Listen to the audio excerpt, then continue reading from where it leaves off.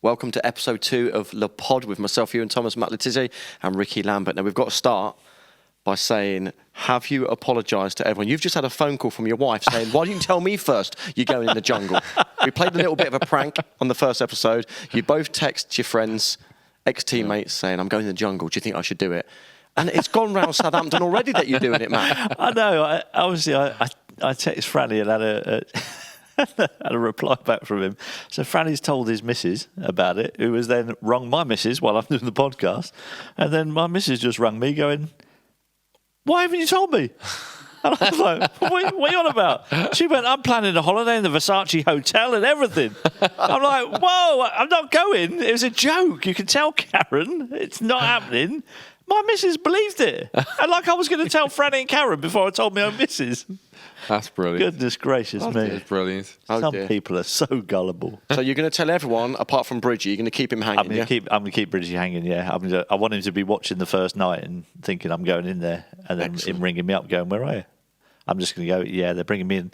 There's like a couple of days' time when everyone's camp settled and all that, to see how long I can drag it out for. Well, there's a nice link with the jungle because obviously you've got to eat all that horrible stuff. And today's episode, we're talking about nutrition and diet. So let's go back to the beginning.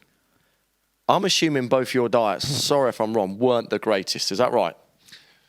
No. You would be correct in that assumption, yes. Although, surprisingly, your diet wasn't particularly great either, was it? No. Now, that surprised me when we had this conversation earlier. But I can blame you for that in a weird way, because I went to Swavelin McDonald's once for the drive-through, right? And this girl I was there. To me, no, you weren't there. You weren't working there.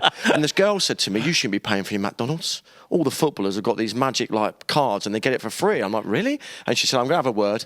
I'll sort you out." And I thought, whatever. I went back about a month later, and she goes, "Here you go. Here's your platinum card." And for a space of about 10 years, because I think they sponsor the Premier League, you lot had free McDonald's. I got free McDonald's. Oh, my word. I could have run quicker if it wasn't for you. That's true. Yeah, I could have played another 3 or 4 years if it wasn't for me.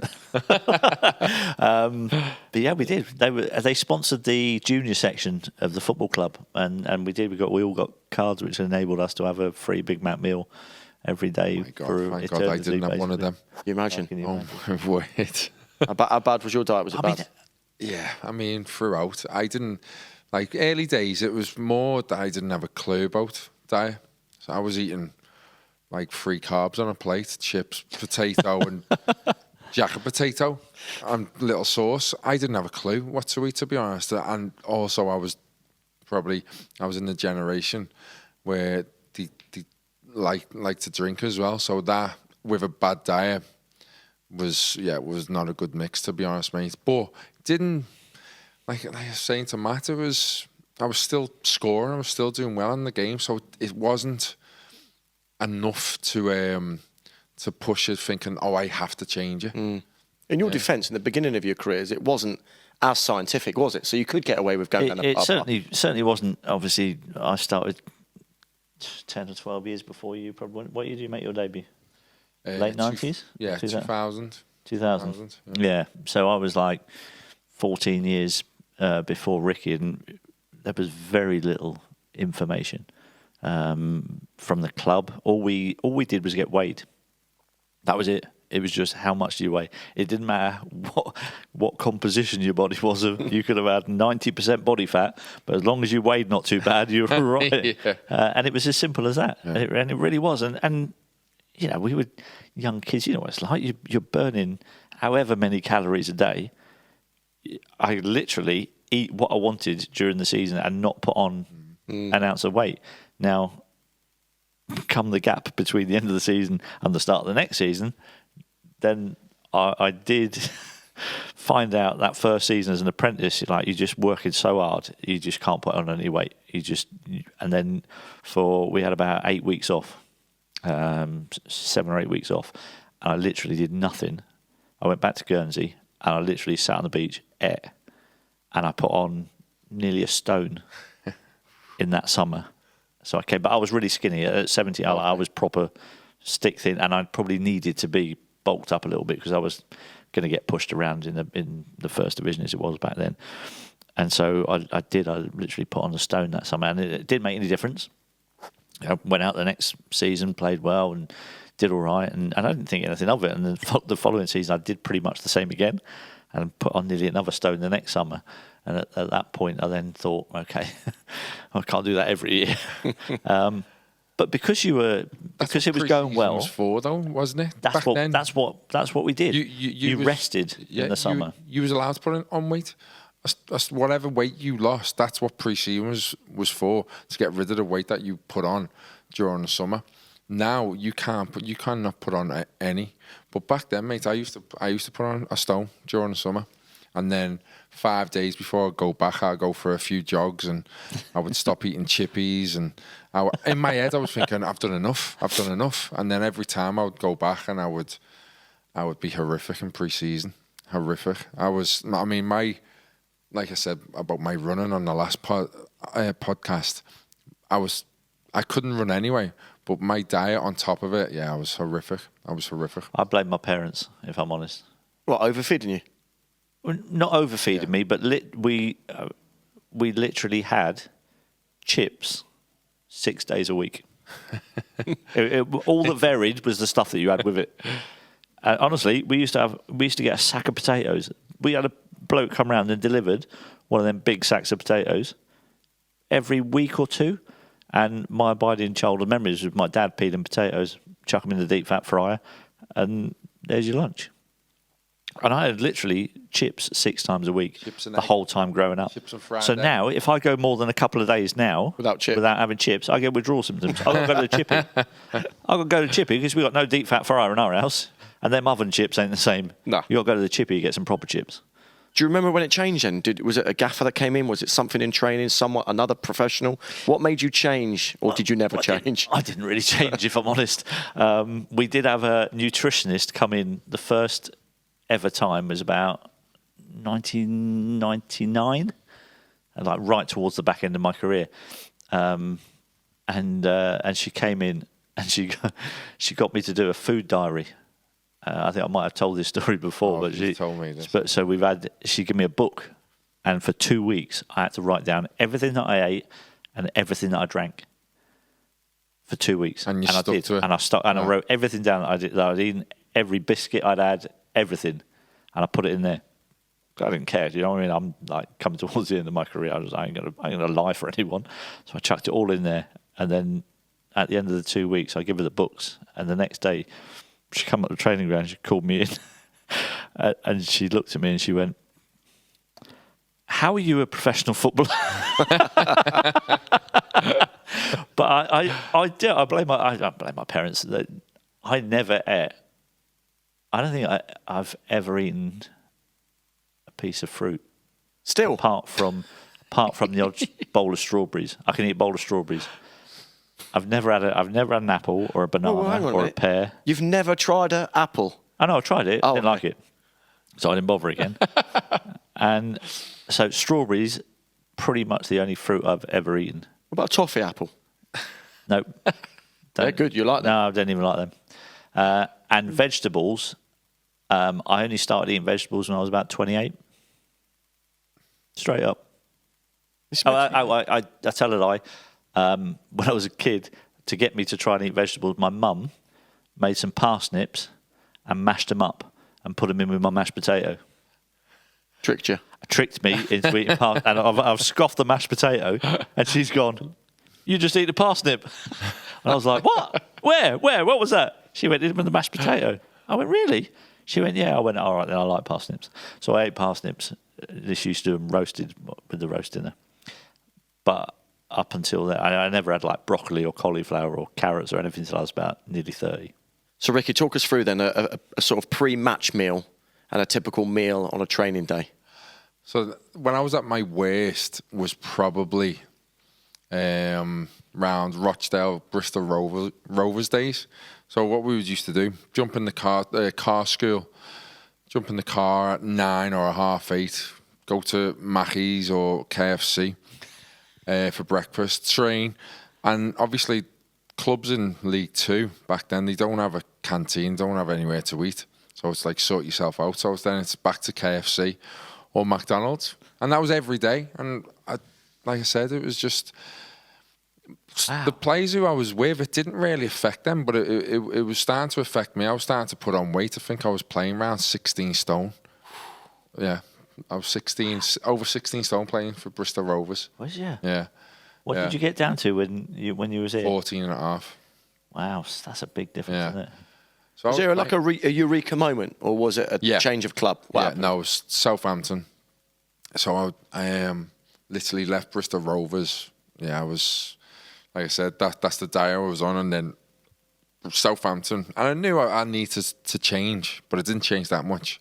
It wasn't until Alan Pardew pulled me in, and like he'd been watching me for a couple of weeks because, like I said, I used to eat what I want at training. I was scoring goals, didn't I? I just thought the manager's made up with me. I'm scoring goals. I'm doing what I've always done. Pulled me in and just said, "I've been watching you around the place. You're an absolute disgrace." Honest to God, and I just went, "What? Yeah, you're at Southampton now, and the amount that you're eating and you're drinking." He said, "Show me your belly."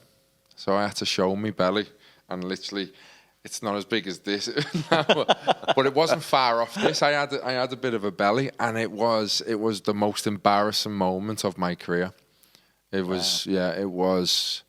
And he went, "Look, see what I'm talking about? You're professional football, and you've got a belly like that." He went, "I want the stuff I want you to do. You can't do it like that. So from tomorrow, I want you in the gym."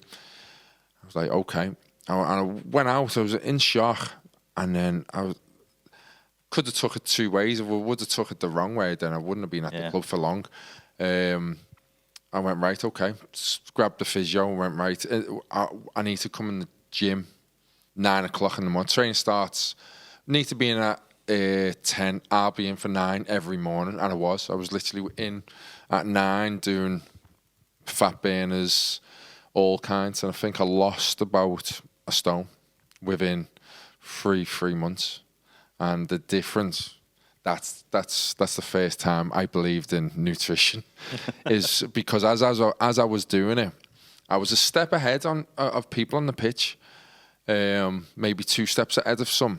But when I got fit, I became like 2 steps, 3 steps ahead of them. It became so easy for me, so easy, and I became addicted to it then. So from that moment on, for about, I don't know, 5 years. Yeah, I was a machine. That's the fittest I've ever been. Yeah.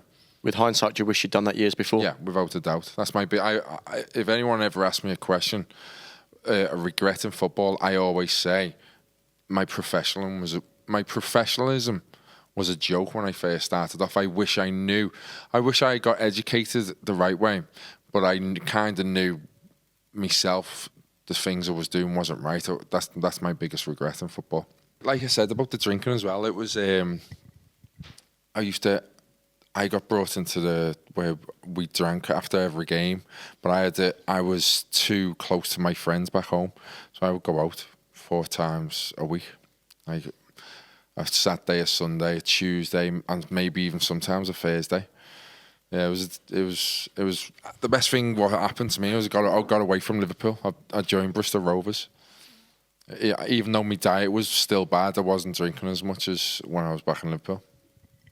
That leads us nicely to you probably getting told off, because we've got our first guest on the pod, Alek Gross. Well, that leads us nicely to our first ever guest on the pod, Head of Sports Science, Alek Gross. Now, would you put up with these two if they're around nowadays in terms of their diets? I think it's one of the ones, if they were banging in the goals, and you might have to put up with it a little bit. But I think the modern day football and the players that I work with day to day are very keen on the nutrition. They find it a pretty important part of their lives, not only from a performance perspective, but they're also pretty picky in terms of what it is they're eating and what it tastes like. The drink culture's different as well, isn't it? It's not there no more like it used to be back in the day. Like these. I think if they go out, players these days are more than likely to go out with the families and drink a Diet Coke or lemonade or something like that. Back in the day, it used to be completely different. It's that's changed a lot as well, isn't it? That was one of the things that I did have in my favour, is that I could count the first 10 years of my career. I could probably count on one hand how many times I was drunk. Yeah. Yeah, I wasn't a drinker. I hated beer and I hated wine. So And it was a bit embarrassing going out for a drink and ordering a Malibu and Coke. So I tended to shy away from that. See, that was like, that's what like families used to do where I'm from. Like 14, 15, I would go out with my dad and he would take me to the pub. Would he? Yeah, yeah.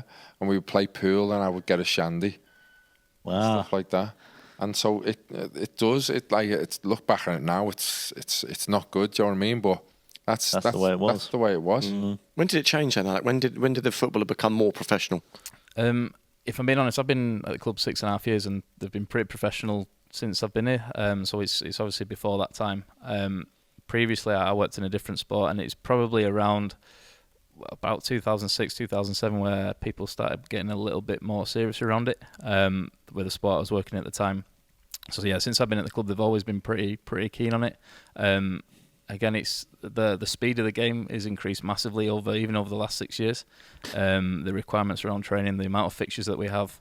I know on the previous podcast I talked about pre-season and running and using that time to lose weight and get fit. But with last season, we played a game on day 3 of pre-season. Like, people need to be ready to go as soon as they come back, and they can't really afford to spend that time losing weight or getting fit. So like that nutrition and maintaining the good body composition all season is really important. And again, with the like international fixtures, they actually get very little time off at the end of each season in order to put that weight back on. There's no opportunity. So I guess around the competition and the difficulty of the game probably drives it as well. Is it quantifiable? I don't even know what that difference. means. Someone tell me what that means. Can it be measured? Can it be measured, the difference that it would make in having a really good diet and body composition as opposed to having a poor diet and poor body composition? Is there any way of quantifying in terms of performances? In direct to football, there isn't, because it's a sport that isn't exactly reliant on physical outputs. So like if you look at a little bit boring, but around research, there's nothing that links the team that runs the most doesn't win the most games. Like there's people that run the fastest don't win the most games. But in terms of the other side of it, if you carry like excess weights, you're fatter than you need to be. That requires more energy. You get tired quicker. So it's not like a direct link, but you can join the two by a little bit of common sense. If it requires more energy for me to run 12k in a game, then I need more energy to put back in. If I'm playing again in 3 days' time, then you'll generally get worse and worse and worse. So it's not a direct one-off, but over a series of games, it probably is. Yeah, I mean, it's probably more quantifiable in your sport, would it not be? I suppose with athletics, the stopwatch doesn't lie. So you've clearly run faster, you haven't. You can't blag it and sort of say, yeah, but we still won. You know. Did you have an optimum? Did you have an optimum weight that you would like to run at? And how did you come to that weight? My diet was bad, if I'm honest with you. But when you're 23 years old, you can eat 5,000 calories a day because you're burning it so much. But were you monitored in terms of your weight and your body composition? My coach was very old school. He wasn't very scientific. Towards the end of my career, I went to train at Loughborough for a few years, and they did all the body fat and so forth. Yeah. VO2 max. But I used to weigh 80 kilograms, whatever I'd eat. I'd never fluctuate. That was my racing weight. But now, being retired sort of 10 years or so, I'm about 94, so I've put on quite a bit.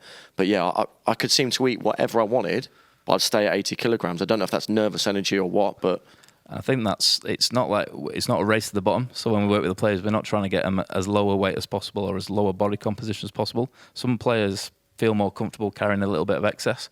So like we'll work with the players on like what weight do you feel comfortable at? Because if you lose too much mass or you lose too much weight, then you start losing power, you start losing strength, and that has an impact as well. So it's not like beating him with a stick saying lose that weight, you're too fat. Like it needs to be what weight in your career. They've got to a point in their career where they're pretty successful. They know what feels good, and like you said, when you lost that weight, you felt a lot better. They'll know what that feels like. They'll also know what it feels like when they're not playing well.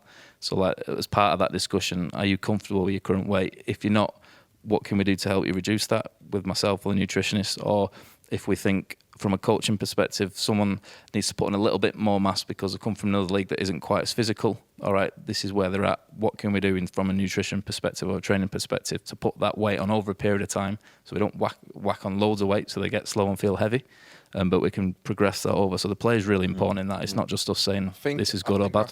That worked as a negative towards me in my early career because I probably should have been playing higher up. I was scoring goals. The manager wouldn't necessarily think I don't want to upset him and push him and make him lose weight because he's scoring goals, he's winning his games. And maybe like someone with the authority of Pardew would have been better for me early doors. Like I said, for managers were probably thinking that's him at his best. He feels comfortable eating and drinking what he's doing as long as he's scoring goals. That's what matters. And I do agree to it to a certain extent. I do. Like, that's the most important thing as a footballer. If that's happy, then you're happy. And in terms of players who've come to the club, do you notice a difference? Like, for example, South Americans train harder, they like the training, their diet's better. Eastern European footballers, whatever it might be, is there differences in cultures? Yeah, there's definitely differences in culture. Again, one of the interesting points about previous podcasts, and we've touched on it here, about running in pre-season. Some of the players from Germany can't believe that we don't just do that. Like, it's inherent in how they grow up. It's what they do in training, and they're straight down the line. What you mean, like long distance running and like sprints and laps and stuff like that? Like the whole spectrum of like forest type runs, old school, old school like type, and that's just part of their culture, and I think that's where it's important. I don't think it's good or bad. It's just different. Like, people have different ways of doing it, and they've obviously got to the Premier League through doing it. It's definitely better now, though. It's definitely better than that old-fashioned running. Like, just playing out. Yeah, I mean, I hated it. We hated it, but I've seen the difference from that to the modern day of pre-season, and it's so much better. So much easier. No, it's not easier because, like I said, it was with Mauricio, and he would push it till you're collapsing. But you can feel the benefits of it. It's you're doing what you're doing on a match day, but you're doing it constantly and an extreme pace and time frame. Like, for one instance, in the first month when Mauricio came in, he played it against the under-21s for 65 minutes non-stop, like on full-on press. And it was one of the hardest things I've ever done. Yeah. Like, I was almost collapsing on the floor. But I would rather that than do a 6-mile run. Yeah, absolutely. I would rather that. Yeah, I remember that session as well, because you did the 65 minutes against the 21s, and then another team kid did 65 minutes against the 21s, and the 21s did the whole session. Oh, do you remember Ricky then at training and stuff? Yeah. Yeah. I Hard to work with?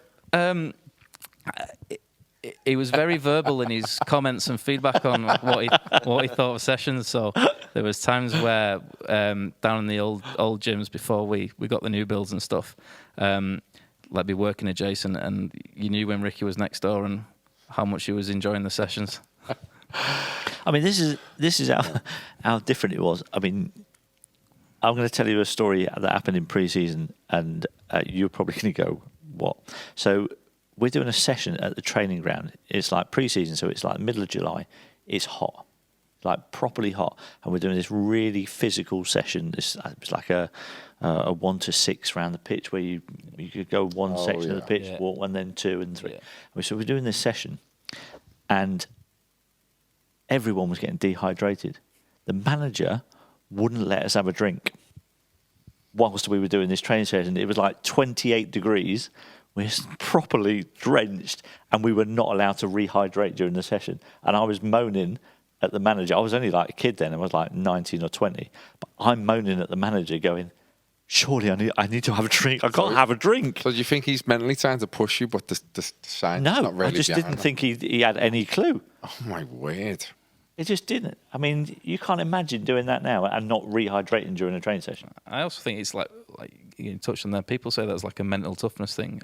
Like, when you're really tired, one of them Mauricio sessions, you've still got to run. You've still got to get to the front post. You've still got to finish. Yeah. That's more mentally taxing than just plodding and following the feet in front of you. I think that's my opinion anyway. Mental toughness. That if you got to make that decision, that's a better way around. And yeah, interesting. Yeah. What about Christmases? Can you tell when someone's had a good Christmas? On Christmas Day, or just food or alcohol? Mainly food. And a bit of alcohol as well. Yeah, the alcohol one's easy. Like, it's one of the ones. The food's a bit more difficult. Obviously, we don't weigh them every day. We weigh them once a week. But you're not going to put on that much. Surely you can't put that much on in a day. I was terrible at Christmas. I had the whole lot. Baileys, everything. Honest to God, the whole lot. I couldn't move on Boxing Day ever. Ever. You get 2. You get sent off the week before. You get 5 yellow cards. You get a day off. That was the holy grail, that wasn't it? Yeah, it was like, Kicking the ball away. you just done that. Alcohol, you can tell. You can tell because Smell it. I've been drunk. I know what that looks like. Yeah. But also the heart rate. So because they get assessed on anything, if someone's heart rate's really high, it's a pretty solid indicator that, or higher than usual, then it's You too many Red Bulls. they've either not slept, been drinking, or both. Yeah. Now, Alek, if you're faced with a player that all of a sudden wants to become a vegan, Yep. the chef then has to cater for that one player, or do you have a couple of vegans at the club? I think veganism is obviously pretty popular at the minute, and I'm not sure whether that's a good or bad thing. There's different reasons for it. There's health reasons. People are giving performance reasons.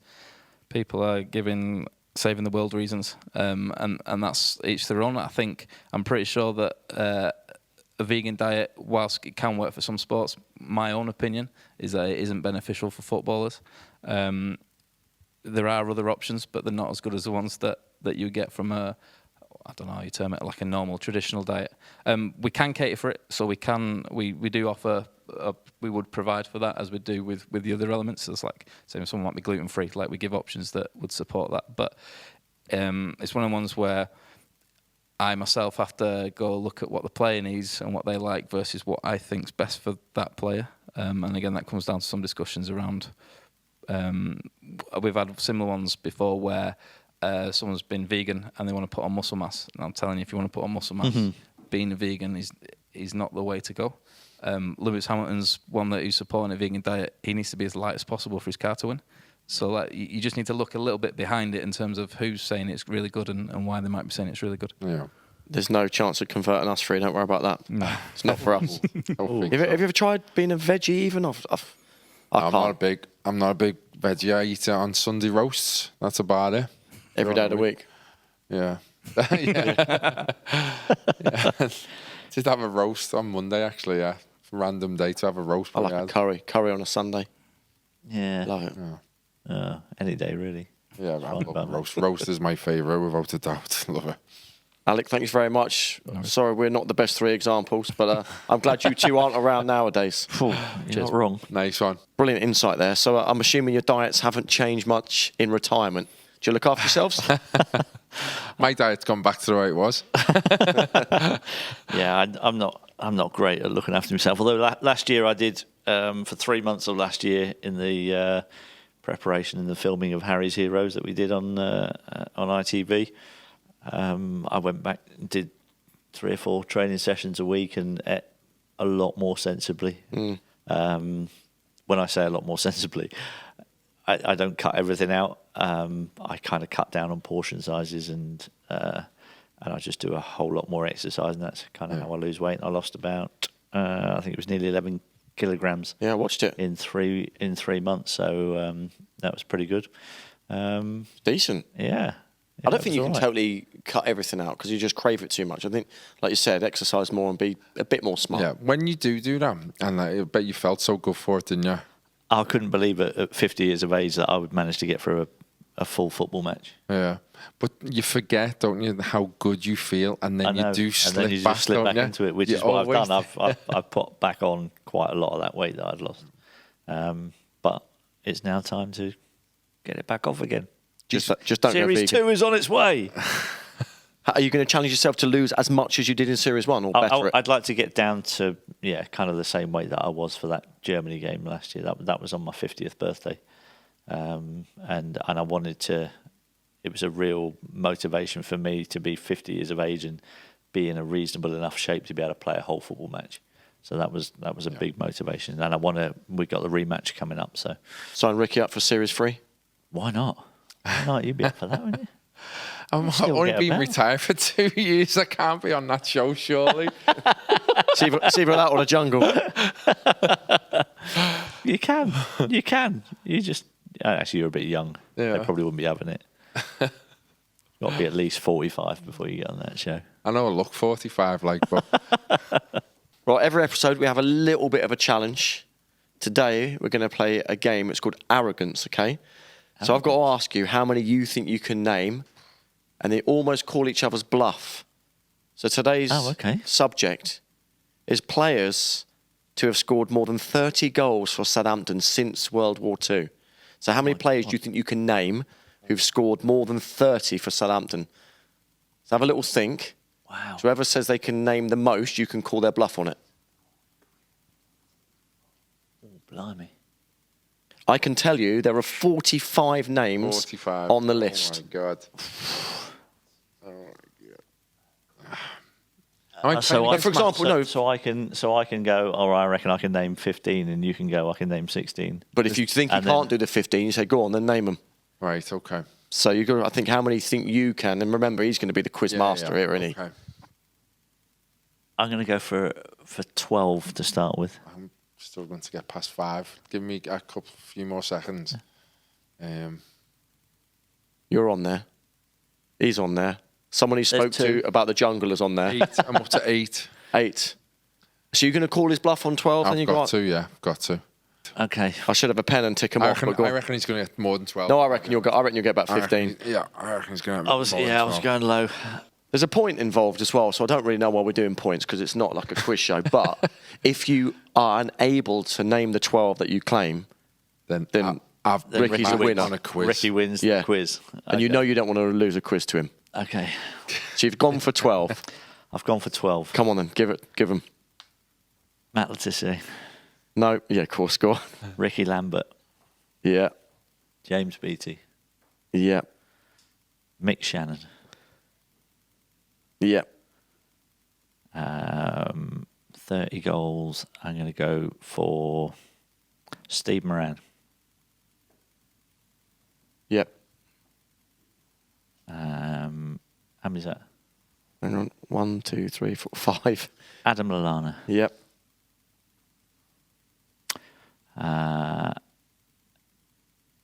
30. Oh, that's close. Danny Wallace. Hang on. Yes. It's not in alphabetical order, sorry. Yeah. He scored Rodney 79. Wallace. I know Rodney Wallace got more than 30 because he got 40 in 2 seasons. 56 he got. Okay. I will go next. You're on 8, by the way. You've done 8 so far. 4 to go, yeah. 4. Pressure's I on. can give you clues if you want, but... No, I don't. I shouldn't really need any clues. I just want to be really certain because 30's like... wow. The pod can't last forever. I'm giving you a minute now to come up with 4 more. Oh, okay. Pressure's on. Marion Pahars. It's got to be on there. Yes. Yep. Surely. 45 goals. Glenn Cockrell. Yep. 39 goals. That was close. There's a few on here who've gone over the 100 and you've not mentioned them yet. Oh, in my time? It can't be in my time. Since World War II, your time. Oh, well, yeah. Okay. Your time. Ron Davis. Yes, 153. Yeah. Okay. 1 to go? That one. How long's left? Yeah, 1 more. You've got 1 to go. 1 more. Teammates of yours are on here. Terry Payne! Yeah, legend. Oh my God! Yeah. How did I not say Terry Payne played 187. 800 games? Yeah. He's the highest scorer, 187. Mick Shannon's highest scorer, surely. 227. Where? Or 224, something like that. Sorry. You're 209. Yeah, 228. You're right. 228, okay. Yeah, you've done it. 6 seconds to spare. You missed quite a few. Shearer? Okay. You want to keep going? I would have. Shearer would have. Can you name any of my team, my era? Is Gooley, De Prado? Let me have a Did he look. get 30? No. Barnard, Lee Barnard. They're not in alphabetical order, so it's taking me ages to look He down. scored more than... First name. No. No, Barney didn't score. Charlie Wayman. Pele, he's on there. Pella. Oh, Pele, yeah. Grazie, Who Mane. else? When you were Mane? Sadio Mane, where he must be on there. No, not. How No? many years was he? He was only here 2 years, wasn't he? He didn't quite get 30. Shane Long, 31. Yep. Has he? Just on there, 31, yep. Wow. Charlie Wayman, was he there? Yep, 77. Yeah, I would have got. It would have been one of my next ones for the oldies. Right, so Matt, you take the points there. You did name 12 successfully. Now, every week we're going to ask people to send in some questions. We've got a few here on Twitter. This is from Barry LDS. Barry. Do you and Ricky think Malibu and Coke is acceptable for a bloke? Well, do you know what? I've got a story about your Malibu and Cokes, right? I went to a golf day once, and you were there. And I knew you liked Malibu, and I thought I'm going to try one. So I went to the bar, and I said, I have Malibu and Coke. And some big guy went, you what, mate? And then you came up to the other side of the bloke and ordered a Malibu, and he was, oh, that's all right then. And ever since then, and that Christmas, people said to me, what do you want for Christmas? You've got everything. I said, I quite like Malibu. I got 14 bottles of There the you stuff. go. I've not touched it since. You still drink it? Yes. Yeah, he does. Yeah. Yeah. I honestly, for my 50th birthday, I must have got 20 bottles. Here's one from Mark Harder. I think I know the answer. Would Matt like to come down and do a park run one Saturday? A park run. I bet you don't know the answer. No, 'cause I know you've done some. I would like to do it. I haven't done a park run. Have you not? I've never done a park run, but I would like to do it. But it's 5K. Saturday morning and it's really tricky. Well, this is Royal Victoria Because Country Park. I don't always get Saturdays off, obviously. And if I have got a Saturday off, I normally do something. I'm normally away somewhere or so. But I would like to do a park run. It's only 5Ks, isn't it? 5K, yeah. Yeah. 20 minutes of Piece your of life. cake. So this is a question from Carl, who is the Obscure Thing 77 on Twitter. He's put, a statue has been commissioned in your honour. Which moment would you want the artist to recreate from your Saints career? That's a nice question. I know mine. When I'm running to the fans when I score against Man City. Oh, nice, yeah. You know the photo? Yeah. Not sure which photo, but I've got my arms out. Absolutely, Come on then, yeah. can we recreate it? Come on. Just Recreate it. give it the people what they want to see. You don't have to run. Just it's a statue, remember. This was a little bit... Bit more svelte. Yeah. There's real feeling in the picture. I was little, like, top on. Get it! Yeah, something like that. Matt? Like that. Yours has got to be from the Dell, a lob or something in it, surely. Mine, I would want... I think I would want it to be the image of me scoring the last goal at the Dell. I was going to say the last ever. Yeah, the last The ever goal at the Dell. Yeah. turn and volley in it. Yeah. Yeah. I was there. And you obviously get to see my best side. It's always from the back. I was there and I sent you the picture and you kindly signed it for me and I framed it and gave it to someone as a present, your last ever goal at the Dell. No. Quality. Yeah, that was nice. That would be my moment. That's it for episode 2 of Le Pod. Thanks for listening. See you next time.